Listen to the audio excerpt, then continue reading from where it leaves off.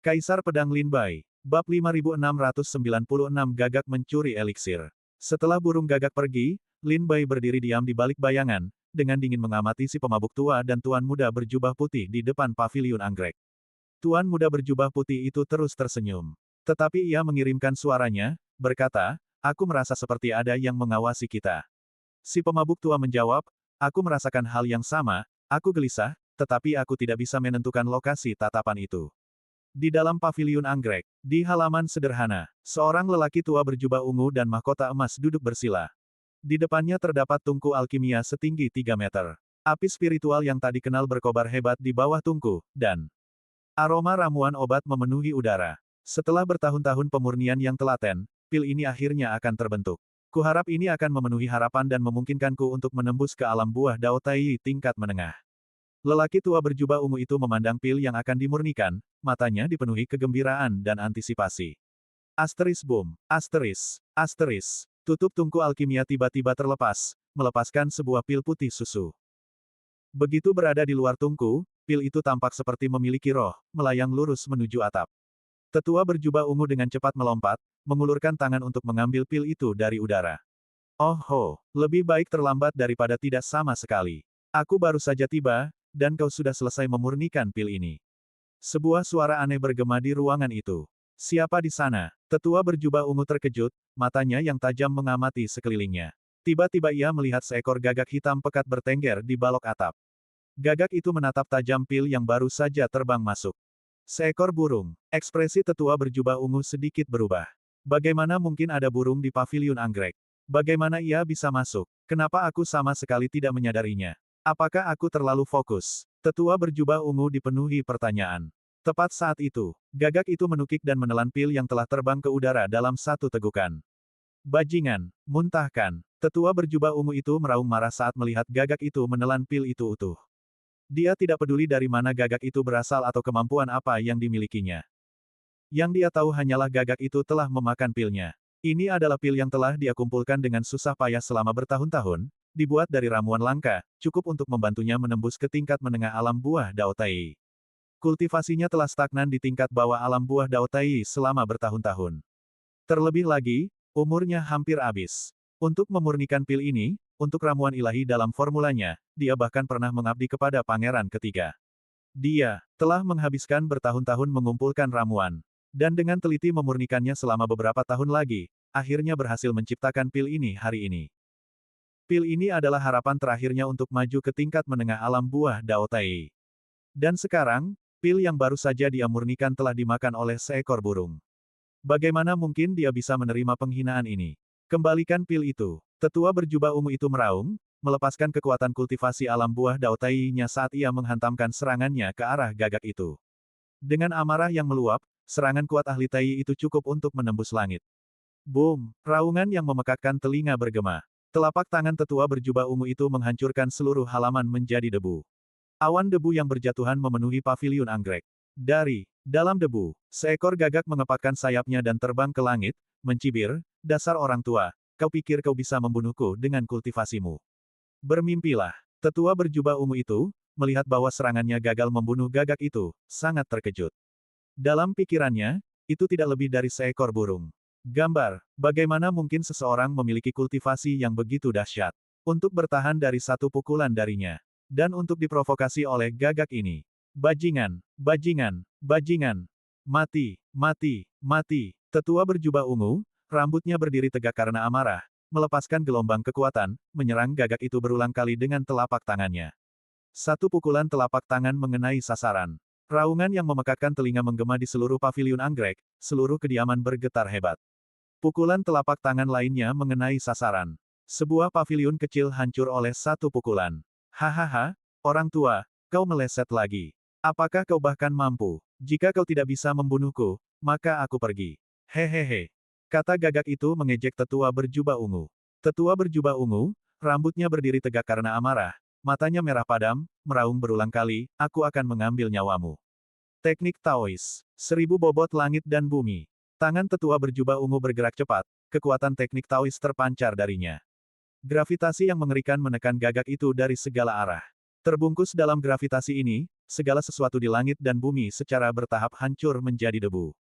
Bahkan ruang angkasa itu sendiri hancur oleh gravitasi ini. Kau. Dasar bajingan tua, kau benar-benar mencoba membunuhku. Kalau begitu, aku tidak main-main lagi denganmu. Pergi. Gagak itu menyeringai, mengepakkan sayapnya, dan terbang pergi. Tetua berjubah ungu menatap tak percaya, berkata, bagaimana mungkin? Bagaimana mungkin? Bagaimana dia bisa lolos dari teknik Daoku? Bahkan seorang seniman bela diri di alam buah Dao Tai tingkat tinggi pun tidak bisa lolos semudah itu. Tetua berjubah ungu benar-benar terkejut. Dia melihat bahwa gagak itu tampaknya tidak terpengaruh oleh teknik daunnya, mengepakkan sayapnya dengan ringan dan terbang pergi. Tindakan tetua berjubah ungu di paviliun anggrek segera menarik perhatian banyak seniman bela diri. Dalam sekejap, sekitar 50 seniman bela diri alam buah Dao Tai muncul di samping tetua berjubah ungu. Liu Danyang, mengapa kau bergerak di dalam paviliun anggrek? Saudara Liu, apa yang terjadi? Seorang pendekar bela diri tingkat buah Dao Tai yang baru tiba bertanya dengan bingung. Lu Hu juga tiba setelah mendengar berita itu, wajahnya muram saat menatap tetua berjubah ungu, tanpa berkata apa-apa. Tetua berjubah ungu itu menggertakkan giginya, gemetar karena marah, seseorang telah menyusup ke paviliun anggrek dan mencuri pilku. Apa? Seseorang memasuki paviliun anggrek? Bagaimana mungkin? 50 lebih pendekar bela diri tingkat buah Dao Tai yang hadir saling bertukar pandangan bingung, ekspresi mereka berubah secara halus. Tatapan mereka semua tertuju pada Lu Hu. Lu Hu adalah seorang pendekar bela diri di dalam paviliun anggrek, mahir dalam teknik indra ilahi dan teknik mata dharma. Tidak ada yang terjadi di dalam paviliun anggrek yang bisa luput dari pandangannya. Lu Hu kemudian bertanya, Saudara Liu, apakah kau melihat seperti apa rupa orang yang mencuri pilmu? Tetua berjubah ungu itu menggertakkan giginya dan berkata, itu seekor burung. Seekor gagak hitam, seekor burung, seekor gagak, semua orang yang hadir terkejut. Seekor burung bisa mencuri pil dari seorang ahli bela diri di alam buah Dao Tai. Lu Hu benar-benar terkejut. Dia mengira itu adalah manusia, tetapi ternyata itu adalah seekor burung. Saudara Liu, apakah Anda yakin itu burung? Tetua berjubah ungu berkata, Lu Hu, lihat ekspresiku, apakah kau pikir aku bercanda? Lu Hu tersenyum masam dan bertanya lagi, lalu berapa tingkat kultivasi burung ini? Tetua berjubah ungu menggelengkan kepalanya dan berkata, aku tidak bisa mengatakan berapa tingkat kultivasinya. Aku bahkan belum merasakan fluktuasi kultivasi sekecil apapun darinya. Seolah-olah ia tidak memiliki kultivasi sama sekali. Bab 5697 Nyonya Xiao. Sepertinya dia sama sekali tidak memiliki kultivasi. Tetua berjubah ungu itu teringat pertemuannya dengan gagak. Gagak itu tiba-tiba muncul di balok atap, mengejeknya beberapa kali, lalu terbang pergi dengan pil-pil itu. Bahkan sihir Taois tetua berjubah ungu pun tidak bisa menghentikan kepergian gagak itu. Tidak memiliki kultivasi. Hati Lu Hu tenggelam ke dasar. Ini merepotkan. Seekor burung suci bisa datang dan pergi dengan bebas di paviliun anggrek. Ia bisa mencuri pil tepat di depan hidung lebih dari 70 pendekar bela diri alam buah Dao Tai. Tentu saja itu bukan orang biasa. Itu bukan seseorang tanpa kultivasi. Jadi mengapa tetua berjubah ungu tidak bisa melihat tingkat kultivasinya? Hanya ada satu penjelasan, bahwa tingkat kultivasi gagak itu jauh melebihi mereka, kemungkinan besar di alam buah Dao Daluo. Ah! Tepat saat itu, jeritan memekakkan telinga datang dari arah lain paviliun anggrek. Segera setelah itu, kekuatan dahsyat meletus, meratakan halaman kecil itu hingga rata dengan tanah. Dari mana datangnya gagak ini, mengintipku saat aku mandi. Di mana Liontin Gyokku? Liontin Gyokku. Gagak sialan, kembalikan Liontin Gyokku. Suara marah seorang wanita bergema di dalam paviliun anggrek. Lu Hu dan tetua berjubah ungu saling bertukar pandang dan berseru, itu Xiao Yanrong, suara Nyonya Xiao. Ayo kita lihat. Sekelompok seniman bela diri di alam buah Dao Tai bergegas menuju halaman Nyonya Xiao. Ketika mereka tiba, mereka melihat bayangan hitam melayang ke langit dan menghilang di depan mata mereka. Suaranya yang marah masih bergema di udara, apa yang kau teriakkan? Bahkan pencuri pun punya kode kehormatan, merampok uang tapi tidak wanita. Lagi pula, kau sudah di mana? Aku bahkan tidak tega untuk itu. Kau benar-benar mengira dirimu bunga. Suara gagak itu bergema, tetapi sosoknya tidak terlihat dimanapun. Ketika Lu Hu tiba, mata dharmanya terbuka dan menatap langit. Benar saja, dia melihat seekor gagak hitam pekat dengan cepat mengepakkan sayapnya dan terbang pergi. Indra ilahinya dengan cepat mengejar gagak itu, berubah menjadi pedang tajam yang menusuk pikiran gagak tersebut. Gagak itu sedikit terkejut, berbalik dan menatap tajam Lu Hu, lalu mencibir, dasar bocah bodoh, berani menggunakan indra ilahi untuk menyerangku. Kau mencari kematian. Mencari kematian. Mati. Teriakan terakhir Gagak itu, mencari kematian, seperti guntur, seperti kata-kata seorang dewa. Itu meledak di pikiran Luhu, sebuah kekuatan dahsyat seolah merobeknya berkeping-keping. Puff! Wajah Luhu pucat pasi, tubuhnya terhuyung, dan dia jatuh ke tanah. Darah mengalir dari 7 lubang tubuhnya, matanya dipenuhi rasa tidak percaya. Dia jelas-jelas menggunakan indera ilahinya untuk menyerang Gagak itu, namun tidak menimbulkan kerusakan apapun.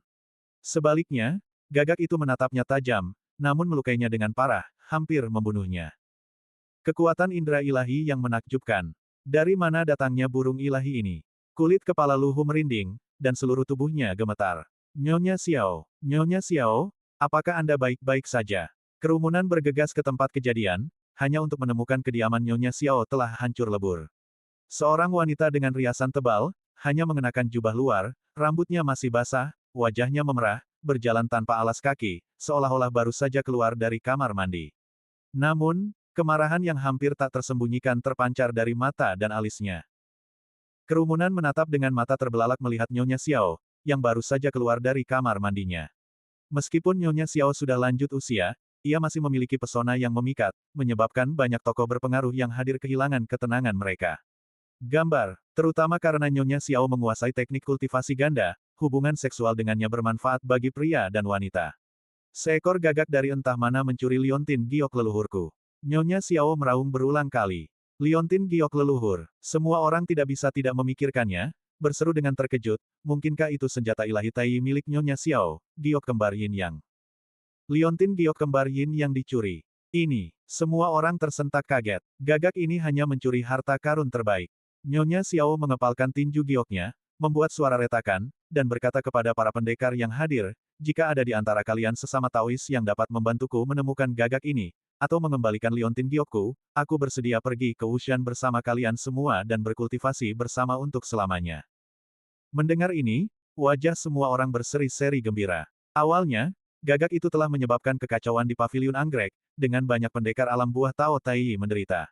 Sekarang, kata-kata Nyonya Xiao telah mendorong suasana ke puncaknya. Siapa yang tidak ingin pergi ke Wushan bersama Nyonya Xiao? Tuan-tuan, gagak ini merajalela di paviliun lanting. Jika kita tidak bersatu melawannya, kita akan menjadi korban selanjutnya. Tolong kesampingkan dendam masa lalu kalian untuk sementara dan temukan gagak ini bersama-sama. Baiklah, mari kita cari bersama. Kelompok itu berkumpul dan memulai pencarian menyeluruh di paviliun lanting. Zupin datang ke sisi Luhu dan, melihat kondisi Luhu yang terluka parah, tidak dapat menahan diri untuk bertanya, Luhu, apakah kau baik-baik saja? Wajah Luhu pucat, dan dia menggelengkan kepalanya sedikit, tetapi tidak mengatakan apapun lagi. Zupin berkata, memang, seseorang memasuki lanting Xiaozu, tetapi tampaknya bukan untuk anak yang belum lahir. Saya mendengar bahwa 2 atau 3 tahun yang lalu, seorang pencuri ibu kota muncul di ibu kota, mengosongkan perbendaharaan 5 keluarga besar dan keluarga kerajaan dalam semalam. Tapi dia tidak meninggalkan jejak. Saya curiga itu kemungkinan besar perbuatan gagak ini. Luhu menarik napas dalam-dalam, mengangguk, dan berkata, Saudara Zhu benar, sepertinya aku terlalu banyak berpikir. Burung gagak ini mungkin secara acak memilih kediaman yang dijaga ketat untuk dimasuki. Mungkin dia melihat lanting Xiaozu dijaga ketat dan mengira ada harta karun luar biasa di dalamnya, jadi dia menyelinap masuk. Selama bukan untuk bayi yang belum lahir, tidak apa-apa. Luhu diam-diam menurunkan kewaspadaannya. Lanting Xiaozu. Di depan sebuah halaman kecil. Lin Bai berdiri di bayangan, mendengarkan keributan keras yang datang dari jauh, senyum muncul di bibirnya. Sepertinya burung gagak itu berhasil menarik perhatian tokoh-tokoh kuat di dalam paviliun anggrek. Sekarang aku hanya perlu menunggu kedua orang ini pergi sebelum aku bisa memasuki halaman dan menyelamatkan bayi yang belum lahir. Lin Bai berdiri di bayangan, tidak melakukan gerakan gegabah. Si pemabuk tua dan tuan muda berjubah putih di depan halaman sama-sama sedikit mengerutkan kening, menatap ke kejauhan dengan ekspresi bingung. Apa yang terjadi? Gumam tuan muda berjubah putih itu. Kalau kau tidak tahu, bagaimana mungkin aku tahu? Si pemabuk tua itu terkekeh getir.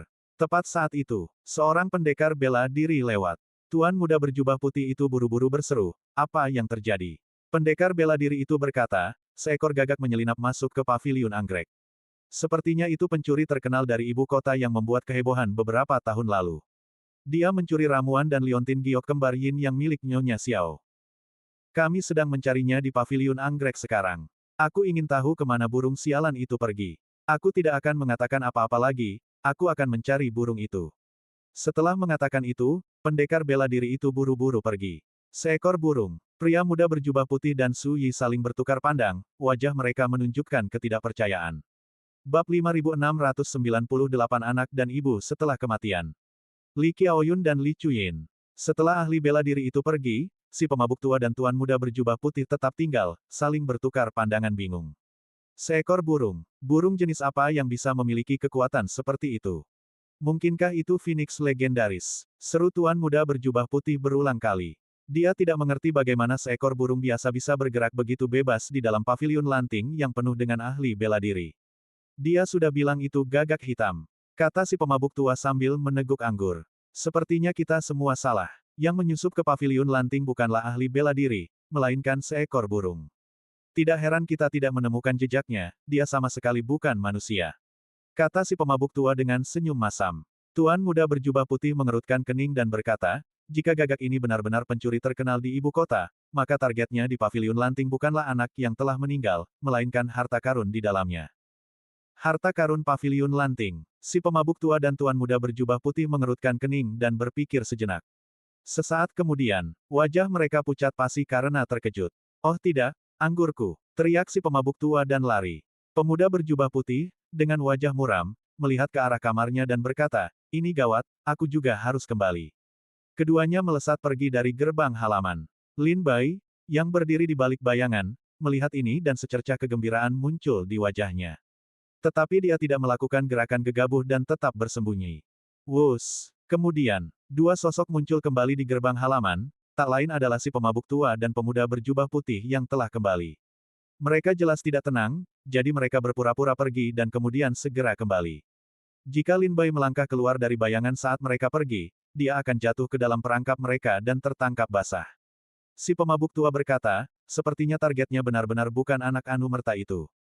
Kalau begitu aku akan kembali, aku tidak bisa membiarkan gagak itu mencuri anggurku. Pemuda berjubah putih itu tampak cemas dan berkata dingin, aku juga harus kembali ke tempat tinggalku. Si pemabuk tua mengerutkan kening dan bertanya, apakah ada sesuatu yang tersembunyi di tempat tinggalmu yang tidak bisa kau lihat? Pemuda berjubah putih itu tidak membuang kata-kata lagi dan berbalik untuk pergi. Si pemabuk tua juga pergi lagi. Setelah keduanya pergi, Lin Bai berdiri di balik bayangan dan menunggu sebentar. Mereka seharusnya tidak kembali sekarang, kan? Setelah memastikan bahwa keduanya tidak akan kembali, Lin Bai muncul dari bayangan. Dia melesat dan dengan cepat sampai di pintu. Halaman kecil ini dilindungi dengan kuat oleh kekuatan susunan sihir, sekokoh batu, tak dapat dihancurkan.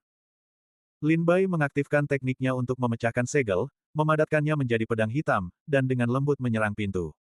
Susunan sihir merobek celah. Lin Bai dengan hati-hati mendorong pintu yang telah lama disegel. Di balik pintu berdiri seorang ibu dan anak perempuan, ekspresi mereka panik, menatap pintu dengan cemas. Lin Bai mendorong pintu dan melihat wajah ibu dan anak perempuan itu. Terutama gadis itu, Lin Bai langsung mengenalinya. Gadis ini adalah anak anu merta yang dibawa kembali oleh pangeran ketiga dari Qianzu di Gurun Utara. Baik ibu maupun anak perempuan itu memiliki kulit seputih salju dan kecantikan yang tak tertandingi, benar-benar kecantikan langka di dunia. Meskipun wanita itu memiliki beberapa tanda penuaan, fitur wajah dan alisnya masih menunjukkan bahwa dia adalah kecantikan yang tak tertandingi. Gadis itu, mengenakan gaun putih polos, memiliki wajah menawan dan mata yang cerah. Meskipun agak rapuh, dia tetap tak dapat disangkal sebagai kecantikan yang langka. Gadis itu ketakutan, berpegangan erat pada lengan wanita itu. Wanita itu, juga panik. Memeluk gadis itu erat-erat. Siapa kau? Apa yang kau inginkan? Tanya wanita itu kepada Lin Bai dengan ketakutan. Lin Bai membungkuk hormat dan berkata, saya Lin Bai, putra suci sekte Tianshui, saat ini mengabdi kepada Yang Mulia Pangeran Chen. Saya diperintahkan untuk menyelamatkan Anda hari ini. Bolehkah saya bertanya apakah kalian berdua berasal dari Qianzu di Gurun Utara? Apakah kalian anak yatim piatu pangeran ke-12? Lin Bai bertanya kepada kedua wanita itu. Lin Bai, putra suci sekte Tianshui. Kepanikan wanita itu lenyap, digantikan oleh kegembiraan. Meskipun ia dibesarkan di Qianzu di Gurun Utara dan ini adalah pertama kalinya ia berada di ibu kota, ia telah mendengar tentang prestise 5 keluarga dan 7 sekte Chu. Ia juga tahu bahwa putra suci dari 5 keluarga dan 7 sekte Chu semuanya adalah individu yang luar biasa, pahlawan yang tak tertandingi. Yang terpenting, Setelah mendengar bahwa Lin Bai mengabdi kepada Yang Mulia Pangeran Chen, wajahnya berseri-seri dengan kegembiraan yang hampir tak tertahan. Wanita itu buru-buru berkata, kami memang berasal dari Qianzu di Gurun Utara. Saya adalah keturunan langsung dari keluarga Li dari Qianzu di Gurun Utara, bernama Li Qiaoyun. Ini putriku, Li Chuyin. Wanita itu berhenti sejenak, ekspresinya sedih, dan berkata, dia putriku dengan pangeran ke-12. Menggabungkan kata-kata Li Qiaoyun dengan bayangan Li Chuyin yang dilihat Lin Bai dalam pikiran Zhao Xiantu, Lin Bai secara tentatif menyimpulkan bahwa Li Chuyin adalah anak anumerta pangeran ke-12 yang sedang dicarinya. Adapun cara untuk memastikan identitas anak anumerta itu secara pasti, dia hanya perlu membawanya kembali dan menyerahkannya kepada Pangeran Chen. Keluarga kerajaan Chu sangat mementingkan garis keturunan. Mereka memiliki metode rahasia khusus untuk menguji apakah keturunan memiliki darah bangsawan. Pangeran Chen memerintahkan saya untuk datang dan menyelamatkan kalian.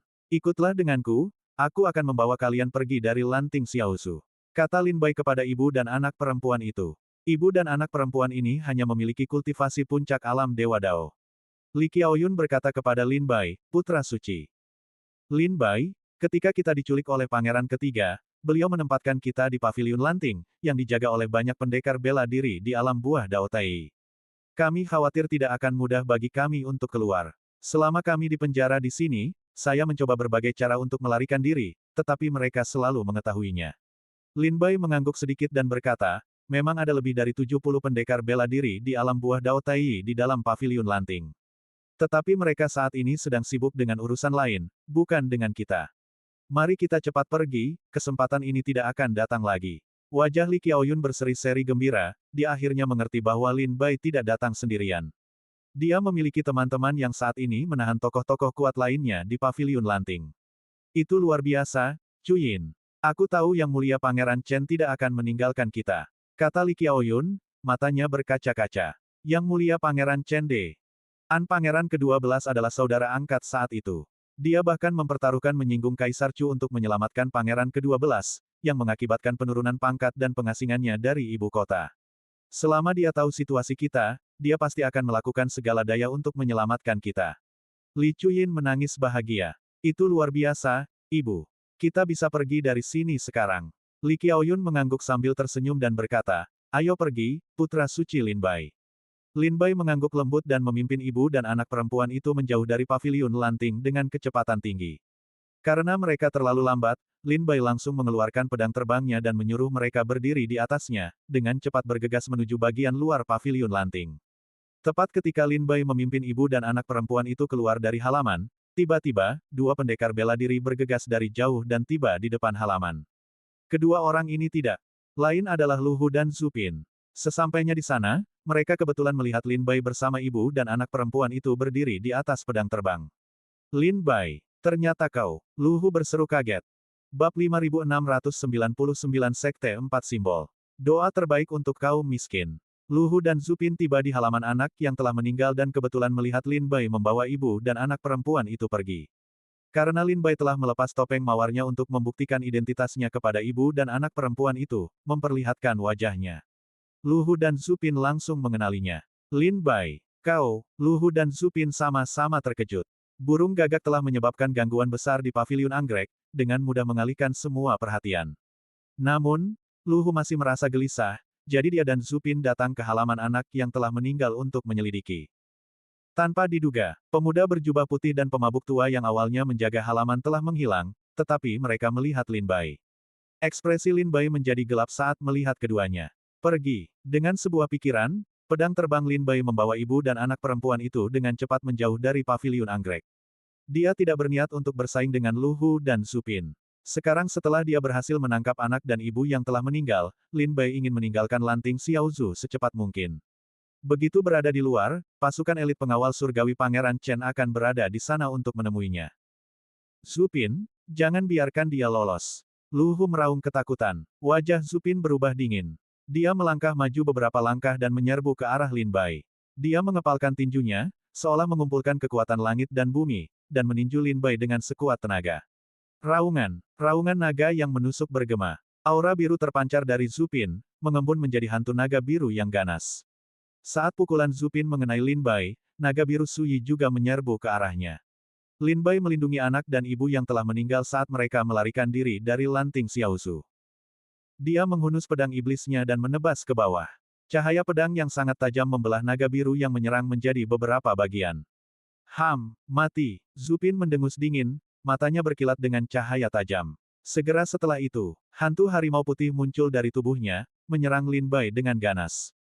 Seni ilahi 4 simbol. Lin Bai tiba-tiba terkejut. Dia mengenali asal-usul teknik ilahi yang digunakan Zupin. Di antara 27 sekte kerajaan Chu, ada sebuah sekte bernama Sekte 4 Simbol. Teknik pamungkas yang diwarisi Sekte 4 Simbol adalah seni ilahi 4 simbol. Alasan Lin Bai dapat mengingat kekuatan ilahi sekte ini adalah karena sangat mirip dengan formasi pedang 4 simbol kehendak surgawi yang dikultivasikan Lin Bai, keduanya menggunakan kekuatan 4 binatang ilahi, naga biru, harimau putih, burung merah, dan kura-kura hitam. Bijak Lin Bai memiliki penglihatan yang tajam. Zupin mencibir setelah melayangkan 2 pukulan. Aku Zupin, salah satu tetua Tai dari Sekte 4 Simbol. Lin Bai terkekeh dan berkata, seorang tetua Tai dari Sekte 4 Simbol, kau benar-benar telah melakukan perjalanan sejauh ini ke ibu kota untuk menjadi anjing bagi pangeran ketiga.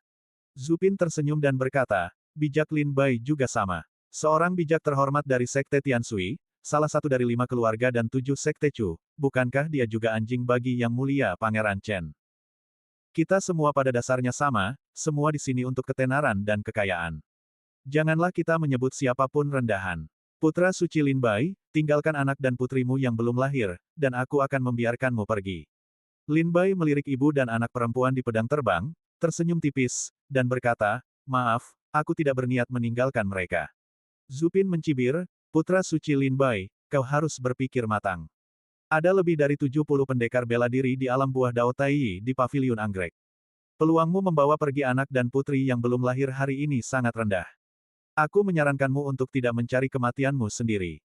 Lin Bai tersenyum menghina, bagaimana kau bisa menyebutnya mencari kematianmu sendiri? Apakah kau pikir kau bisa membunuhku? Kata-kata dan nada Lin Bai penuh dengan provokasi dan sarkasme terhadap Zupin. Ekspresi Zupin dingin, merasa bahwa Lin Bai terlalu sombong. Gambar, dia mengakui bahwa Lin Bai adalah salah satu jenius paling terkemuka di kerajaan Chu, tetapi, jika kita memutar kembali waktu 10.000 tahun, siapa yang bukan jenius papan atas di kerajaan Chu? Zupin juga merupakan pahlawan terkenal di kerajaan Chu. Seorang jenius tingkat atas. Hanya 10.000 tahun yang telah mengikis ketajaman dan kesombongannya. Sage Lin Bai, aku mengagumi keberanianmu. Seperti kata pepatah, ketidaktahuan adalah kebahagiaan. Senyum dingin muncul di bibir Zupin. Lu Hu, dengan wajah pucat, berkata kepada Zupin, Zupin, jangan buang-buang kata dengannya, hentikan dia dengan cepat.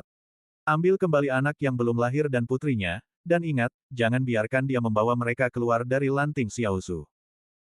Zupin tersenyum dingin dan berkata, karena Sage Lin Bai tidak tahu kapan harus berbalik, maka jangan salahkan aku karena tidak sopan.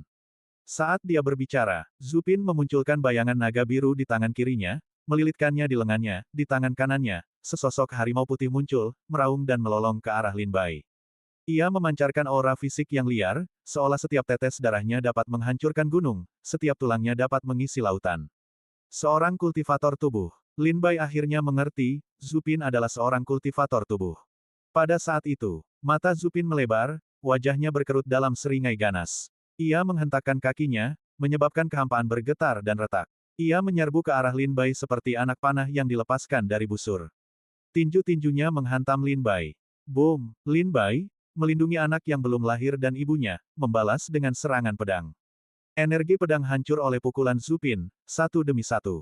Ia maju seperti angin puting beliung, mendekati Lin Bai. Mati! Zupin meraung, sesosok naga biru muncul di tinjunya yang terkepal.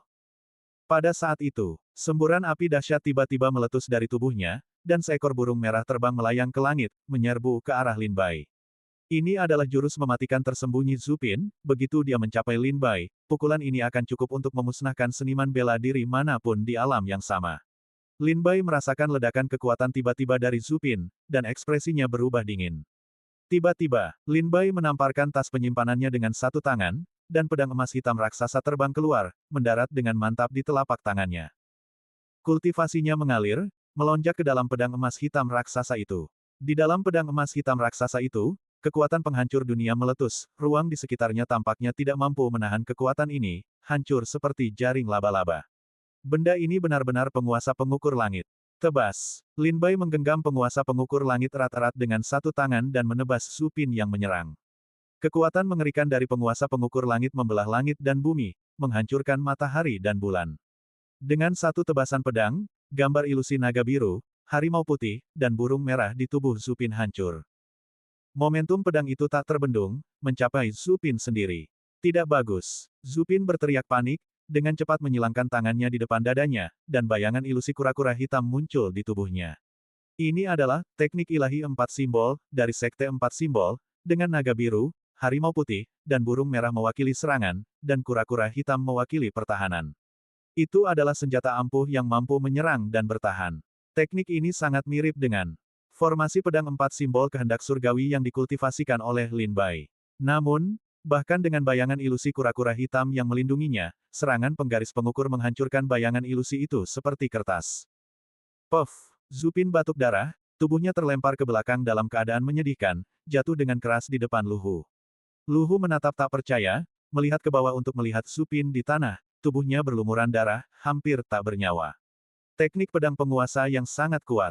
Luhu melihat penggaris pengukur di tangan Lin Bai, matanya dipenuhi dengan keterkejutan dan ketakutan. Bab 5700 Teknik Indra Ilahi. Pedang raksasa berwarna hitam keemasan itu menebas Su Pin, menghancurkan empat bayangan ilusi naga biru, harimau putih, burung merah, dan kura-kura hitam di tubuhnya, membuatnya terpental. Saat mendarat di depan Luhu, ia sudah berada dalam kondisi hidup dan mati yang tidak diketahui. Ini adalah pertama kalinya Lin Bai menggunakan kekuatan penggaris pengukur sejak ditempa ulang. Sejak Ren Xin menambahkan emas abadi air mata ilahi ke penggaris pengukur, kekuatannya meroket. Dikombinasikan dengan kultivasi Lin Bai saat ini di alam buah Dao Tai, ia benar-benar telah mengalahkan Su Pin hingga hampir mati dengan satu tebasan pedang. Lumayan, Lin Bai mengangkat penggaris pengukur, cukup puas dengan kekuatannya. Pedang Dao penguasa yang sangat kuat.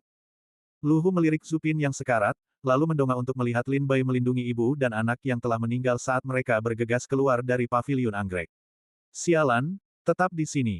Luhu cemas, ia baru saja ditatap tajam oleh seekor gagak dan terluka parah oleh kekuatan yang tidak dikenal. Meskipun terluka parah, dia tidak punya pilihan selain melawan Lin Bai meskipun terluka, melihat Lin Bai hendak membawa pergi bayi yang belum lahir dan putrinya. Matanya menyipit, dan indera ilahinya, seperti kilat, melonjak dari lautan kesadarannya, langsung menuju Lin Bai. Lin Bai merasakan krisis mendekat, dan rasa dingin menjalari tubuhnya. Kemudian, kekuatan besar meledak di pikirannya, melonjak seolah-olah akan menghancurkan tengkoraknya. Ah! Lin Bai berteriak, memegangi kepalanya. Detik berikutnya, buah dao penelan langit di dalam diri Lin Bai mulai beroperasi tanpa terkendali, melahap semua kekuatan di dalam lautan kesadarannya. Kekuatan ini, yang dimurnikan oleh buah dao penelan langit, mengalir ke tubuh Lin Bai, membuatnya merasa sejuk di seluruh tubuhnya, sensasi nyaman yang berasal dari kedalaman jiwanya. Apakah ini teknik indera ilahi? Lin Bai segera mengerti, ini memang teknik indera ilahi. Indera ilahi adalah perpanjangan dari kekuatan spiritual dan jiwa seorang seniman bela diri. Seorang ahli bela diri dapat menggunakan indera ilahi untuk merasakan hal-hal halus dan tak terlihat di sekitarnya. Beberapa ahli bela diri yang menghususkan diri dalam seni indera ilahi juga dapat mengubah indera ilahi ini menjadi kekuatan ofensif. Jika seseorang dapat mengolah indera ilahi hingga tingkat tertentu, mereka dapat disebut master indera ilahi. Dengan satu pikiran, mereka dapat menghancurkan gunung dan meratakan lautan bintang. Terlebih lagi, serangan mereka sangat luas, hampir mustahil untuk ditangkis. Untungnya, Lin Bai memiliki buah dao penelan langit, musuh bebuyutan para master indera ilahi. Indera ilahi adalah perpanjangan dari kekuatan jiwa, dengan memurnikan indera ilahi dengan tubuh dao penelan langit, seseorang dapat memperoleh kekuatan jiwa murni. Tidak hanya tidak berbahaya bagi Lin Bai, tetapi juga bermanfaat baginya. Apa yang terjadi? Luhu menggunakan teknik indera ilahinya untuk menyerang tubuh Lin Bai. Ini adalah serangan mendadak, cukup untuk membunuh Lin Bai dalam satu pukulan. Bahkan jika dia tidak bisa membunuh Lin Bai, setidaknya dia akan melukainya dengan parah. Tapi mengapa Lin Bai hanya berteriak sebelum ekspresinya segera kem? Ali tenang. Saat berikutnya, Lin Bai sedikit menoleh, cahaya aneh berkedip di pupil matanya. Mata Asura, mata Luhu melebar ketakutan saat dia menatap Lin Bai. Tepat saat itu, mata mereka bertemu. Dalam sekejap, penglihatan Luhu kabur, dan ilusi muncul. Aku tidak punya waktu untuk berlama-lama denganmu. Lin Bai menggunakan teknik pupil mata Asura untuk menciptakan ilusi, menjebak Luhu. Kemudian, dia segera membawa bayi yang belum lahir dan putrinya di atas pedang terbangnya dan keluar dari paviliun anggrek. Lin Bai mengira bahwa Luhu tidak akan bisa lolos dari ilusi yang diciptakan oleh mata Asura untuk sementara waktu. Tapi dia tidak menyangka bahwa Luhu juga mahir dalam teknik pupil. Saat Lin Bai pergi, Luhu berhasil melepaskan diri dari cengkeraman ilusi. Huf, huf, huf. Luhu tergeletak di tanah, berkeringat, wajahnya menunjukkan keterkejutan. Apakah ini ilusi? Atau aku sudah kembali ke dunia nyata? Meskipun hanya sesaat berlalu, Luhu telah menghabiskan 1 tahun penuh di dalam ilusi. Sekarang, setelah berhasil membebaskan diri, dia tidak tahu apakah dia masih berada di dalam ilusi atau sudah meninggalkannya. Luhu buru-buru mengeluarkan liontin dari tas penyimpanannya dan menatapnya dengan saksama. Pola-pola pada liontin itu perlahan menjadi jelas baginya. Dia dengan jelas melihat totem harimau yang diukir pada liontin itu dengan goresan kasar.